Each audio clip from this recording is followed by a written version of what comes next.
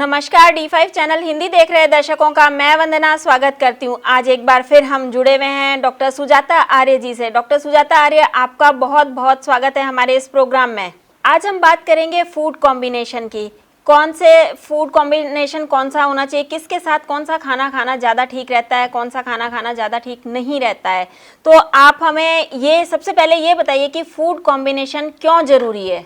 हमारी बॉडी में वात पित्त कफ होते हैं जो कि हमारी बॉडी को पूरा कंट्रोल करते हैं। तो कई बार हमें ऐसा होता है कि ज्यादा एसिडिक फूड ज्यादा खा रहे हैं या एल्कलाइन फूड खा रहे हैं, तो हमें सारी चीजों का कॉम्बिनेशन होना चाहिए खाने में। अदरवाइज हमारी बॉडी में एसिड बढ़ जाता है। एसिड बढ़ने से बहुत सारी प्रॉब्लम्स स्टार्ट हो जाती हैं। तो ये वात पित्त को कंट्रोल करने के लिए हमें फूड कॉम्बिनेशन, अगर जिस भी इंसान ने फूड कॉम्बिनेशन को एक बार अगर समझ लिया तो फिर वो जिंदगी में कभी बीमार ही नहीं होगा। तो इसलिए कई लोग तो कहते हैं कि जी क्या जरूरत है, जो सामने आता है वही खा लिया।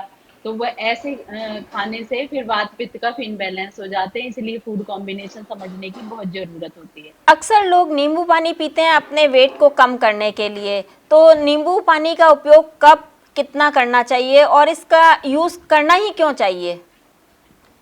ये बहुत जरूरी सवाल है। बहुत लोग इसमें मिसकंसेप्शन में है कि कई लोग बहुत ज्यादा ज्यादा नींबू पीने लगते हैं। 2 नींबू पीजिए 1 गिलास पानी में, कई लोग दिन भर नींबू पानी पीते जा रहे हैं।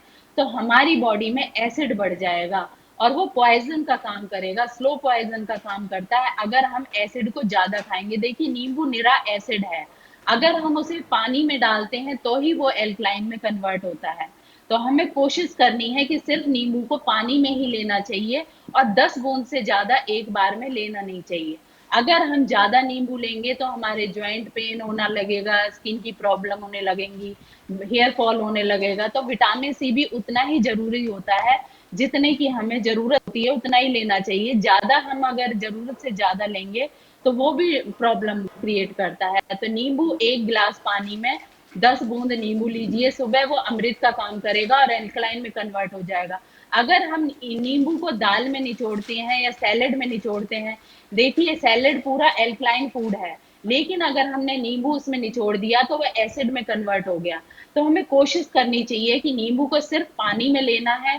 दाल में कई लोग गर्म चीज कुछ बनाएंगे, कुछ चटपटा कुछ बनाते हैं, उसमें भी नींबू निचोड़ लेते हैं, तो हम उसे एसिड में कन्वर्ट करके खा रहे हैं।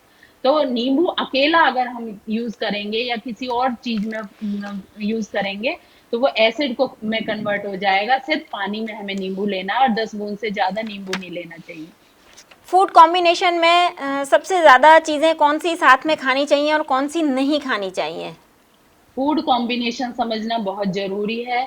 तो जो सबसे ज्यादा मिसमैच हम खाते हैं, नमक के साथ दूध का यूज करते हैं। जैसे हमने सैंडविच लिया, 1 गिलास दूध ले लिया, पराठा अचार चाय लिया, तो वो हमने एसिड में कन्वर्ट कर दिया। देखिए पराठा भी अपने आप में एल्कलाइन फूड नहीं है, जिसको हम फ्राई कर देते हैं वो एसिड बन जाता है। और अचार भी एसिडिक फूड है और चाय भी एसिडिक फूड है। तो हमें हर खाने को एल्कलाइन में कन्वर्ट करके खाना है। अगर हमने पराठे के साथ सैलेड लिया है तो ठीक कॉम्बिनेशन। और सबसे ज्यादा जो मिसमैच हम खाते हैं वो है पनीर। देखिए पनीर क्या है, पनीर दूध का ही थिक पार्ट है। दूध को हमने फाड़ दिया तो उसका थिक पार्ट, जो गाढ़ा पार्ट हमें निकला, वो पनीर के फॉर्म में निकला। तो हमने पनीर के साथ, दूध के साथ नमक का मेल नहीं है, तो ऐसे ही पनीर के साथ भी नमक का मैच नहीं है। जो सबसे ज्यादा हम मिसमैच खाते हैं कि हमने पनीर के साथ, जो मैक्सिमम लोगों को देखा होगा, और सब्जियां तो बनती हैं, तो हमें पनीर के साथ मीठे का कॉम्बिनेशन है। आप गुड़ के साथ पनीर ले सकते हैं, खांड मिला लीजिए थोड़ी सी, खांड के साथ पनीर यूज कर सकते हैं। और जो हम नॉन वेज के साथ मिल्क लेते हैं, ये भी सबसे ज्यादा मिसमैच है।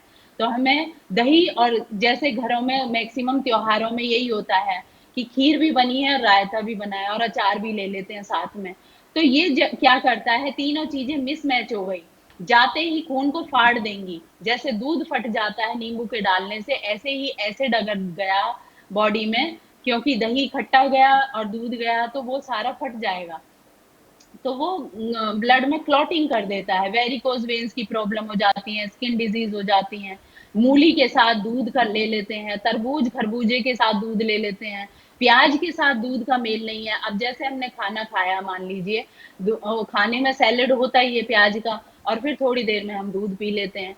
तो ये 3 घंटे का गैप होना चाहिए। अगर हम ऐसी कोई चीज लेते हैं मिसमैच वाली, तो हमें कम से कम 3 घंटे का गैप होना चाहिए।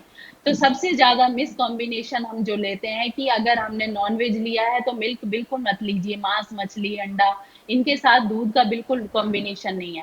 ऐसे ही अगर कोई नमकीन चीज ली है तो दूध के साथ केवल मीठे का कॉम्बिनेशन है, नमक वाली चीजें बिल्कुल अवॉइड करिए, नहीं तो आपको बीमार होने से कोई नहीं रोक सकता।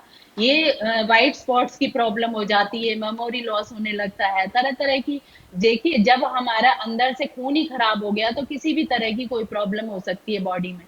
तो हमें सबसे ज्यादा जरूरी है, यूट्यूब पर आप मेरी और वीडियोस में देख सकते हैं, फूड कॉम्बिनेशन सारा मैंने समझाया हुआ है, तो उसमें भी आप देख करके सीखिए। पूरा एक चार्ट आता है कि फूड कॉम्बिनेशन में क्या क्या चीजें हैं, जो सबसे मेन मेन चीजें हैं वो मैंने आपको बता दी हैं। तो इन चीजों को कम से कम आप फॉलो करिए। सीजनल फ्रूट और वेजिटेबल्स कैसे हेल्पफुल होते हैं? अगर हम सीजनल फ्रूट्स और वेजिटेबल्स लेंगे तो वो अल्कलाइन होती हैं निरा। और अगर हम वो सीजनल नहीं है, जैसे मान लीजिए मटर सर्दियों में आते हैं, उनको हम सर्दियों में ना खाकर गर्मियों में अगर प्रिजर्व करके खाएंगे, या आप कहीं से वैसे उगा कर भी आप खाएंगे, तो वो सीजन की नहीं है। बिना सीजन की चीज में एक तो केमिकल होता है और वो हमारी बॉडी में एसिड बढ़ा देता है। जब हमारी बॉडी में एसिड बढ़ता है, वात पित्त कफ इनबैलेंस हो जाते हैं, तो वही सारी प्रॉब्लम क्रिएट करते हैं। जैसे मान लीजिए सर्दियों में आप मूली नहीं खाएंगे, गर्मियों में मूली ढूंढ रहे हैं, सर्दियों में मटर नहीं खाएंगे, गर्मियों में मटर ढूंढ रहे हैं। तो ऐसे ही गाजर को सर्दियों में नहीं खाएंगे जी, ये तो ठंडी होती है। तो जो चीज भगवान ने जब पैदा करी है तो हमें तभी वो चाहिए होती है। ऑरेंज को सर्दियों में नहीं खाएंगे, हमें ठंड लग जाएगी, गर्मियों में ढूंढ रहे होते हैं। तो हमें जो चीज जब भगवान ने पैदा करी है वो तभी खानी है। अब गर्मियों में आम क्यों आते हैं? क्योंकि वो हमारे टॉक्सिन्स को बाहर निकालने में हेल्पफुल होते हैं, फोड़े फुंसी के रूप में, फीवर के रूप में। तो ये टॉक्सिन्स को निकालने में हमारे काम आते हैं। अगर हम कहें कि गर्मियों में फिर तो ऑरेंज पैदा होने चाहिए थे, तो हम लोगों ने अपने दिमाग का यूज बिल्कुल बंद कर दिया है। हम सोचते नहीं है कि भगवान ने ये चीज गर्मी में क्यों पैदा करी है। तो अगर गर्मी में पैदा करी है तो इसका मतलब ये हमारे टॉक्सिन्स को निकालने में हेल्पफुल होगी। अब देखिए, मैंगो गर्म होता है लेकिन फिर भी गर्मियों में होता है, ऑरेंज ठंडा होता है लेकिन फिर भी सर्दियों में होता है। तो हमारी बॉडी को सर्दियों में जैसे जूस की जरूरत होती है, हम पानी कम पीते हैं, तो इसलिए हमें ऑरेंज चाहिए होता है। किन्नू सर्दियों में होता है, जूसेस तरह तरह के सर्दियों में होते हैं, क्योंकि वाटर इनटेक हमारा सर्दियों में कम हो जाता है। तो ये सारी चीजें बेसिक चीजें हैं, छोटी छोटी, ये हमें पता होनी चाहिए। अगर मैंगो गर्मियों में आ रहा है, मैंगो तो बहुत अच्छा है, वेरिकोज वेन्स के लिए बहुत अच्छा है, हार्ट प्रॉब्लम्स के लिए बहुत अच्छा है। ये स्किन डिजीज में फोड़े फुंसी, गंदगी, हमारे टॉक्सिन्स बाहर निकल आते हैं। तो गर्मियों में जो चीज हो रही है उसे गर्मियों में खाइए, सर्दियों में जो चीज सीजनल होनी चाहिए। सीजनल नहीं लेंगे तो हमारे वात पित्त कफ इनबैलेंस होंगे ही होंगे। अक्सर देखा गया है कि पुराने ज़माने में जो लोग हुआ करते थे वो लोग दूध के साथ में रोटी खाते थे, तो ये कॉम्बिनेशन कितना सही है? ये कॉम्बिनेशन अगर हम मेहनत करते हैं, फिजिकल वर्क हमारा बहुत ज्यादा है, तो ठीक है। जैसे पुराने लोग होते थे, बासी रोटी रात की होती थी और दूध लेकर के सुबह चले गए खेत पे, तो दिन भर आप इतनी मेहनत करेंगे तो वो डाइजेस्ट हो जाएगा। क्योंकि अगर हमारा सॉलिड फूड भी है और हमने अगर मेहनत करी है तो वो डाइजेस्ट हो जाएगा, ये एक सॉलिड फूड है। तो जो लोग जिम करते हैं, जिन्हें बॉडी बनानी है, तो उन लोगों के लिए अच्छा है। अदरवाइज अगर आप दूध रोटी छोटे बच्चों को खिला रहे हैं तो उसके लिए हैवी होगा, क्योंकि इसमें एल्कलाइन नहीं है। रोटी के साथ रोटी अगर चोकर वाली, देखिए इसमें भी एक मिसकंसेप्शन है। अगर रोटी में आटा मोटा है और चोकर वाले आटे की रोटी है तो वो एल्कलाइन फूड में आएगी। अगर बारीक आटा है आपका, मैदे वाला आटा है, उसमें चोकर नहीं है, तो वो एसिडिक फूड हो जाएगा। उसे डाइजेस्ट करने के लिए आपको सैलेड चाहिए साथ में, और खीरा, टमाटर, हरी सब्जियां चाहिए। अगर हमने देखिए दाल रोटी भी अगर खाई है, सिंपल फूड है ये बिल्कुल, लेकिन अगर हमने दाल रोटी खाई है तो हमने अन्न से अन्न को खाया है। तो हमें इसमें एल्कलाइन में कन्वर्ट करने के लिए हमें इसके साथ सैलेड चाहिए। अगर हमने 2 रोटी ली है तो 2 खीरा और 4 टमाटर चाहिए चाहिए। अगर 4 टमाटर नहीं ले सकते तो 2 तो कम से कम चाहिए। तो इतना एल्कलाइन चाहिए जिससे कि हमारा खाना डाइजेस्ट हो सके। देखिए कोई भी चीज़ जैसे दूध रोटी है, अपने आप डाइजेस्ट नहीं होगी, उसे डाइजेस्ट करने के लिए या तो मेहनत चाहिए या एल्कलाइन फूड चाहिए। तो हमें एल्कलाइन फूड अगर हमने साथ में लिया है, दूध रोटी अगर ली है तो सब्जी नहीं लेनी साथ में। फिर आपको मेहनत चाहिए उसको डाइजेस्ट करने के लिए। जो लोग मेहनत करते हैं, फिजिकल वर्क करते हैं, उन लोगों के लिए ठीक है, अदरवाइज ये बिना मेहनत के तो गलत ही है। तो इस फूड कॉम्बिनेशन को एक दाल रोटी का कॉम्बिनेशन है, जैसे दाल चावल, कढ़ी चावल, ये मैक्सिमम हम लोग घरों में खाते हैं। तो कढ़ी चावल अगर हमने खाया तो एसिड से हमने एसिड अन्न को खाया, तो हमने उसमें एल्कलाइन नहीं लिया। एल्कलाइन के लिए हमें उसमें घिया की सब्जी चाहिए, तोरी की सब्जी चाहिए, या खीरा टमाटर इतना भरपूर मात्रा में चाहिए। हर चीज को हमें एल्कलाइन में एल्कलाइन का मतलब है क्षार। क्षार में आ जाते हैं फ्रूट्स, वेजिटेबल्स, चोकर वाले आटे की रोटी, मोटे अनाज, तो ये चीजें क्षार में आती हैं। तो जब हमारा एल्कलाइन फूड बनता है, एसिडिक फूड में आते हैं जितने भी अन्न हैं।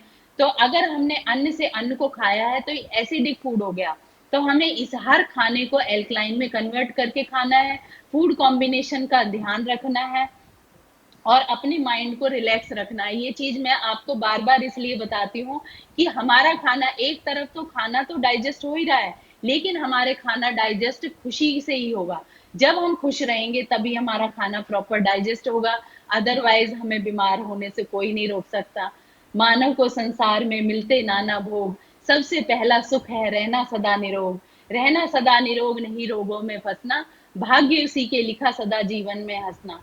रोगी को तो धन वैभव भी तड़पाता है, धन का सुख भी स्वस्थ मनुष्य ही लग पाता है।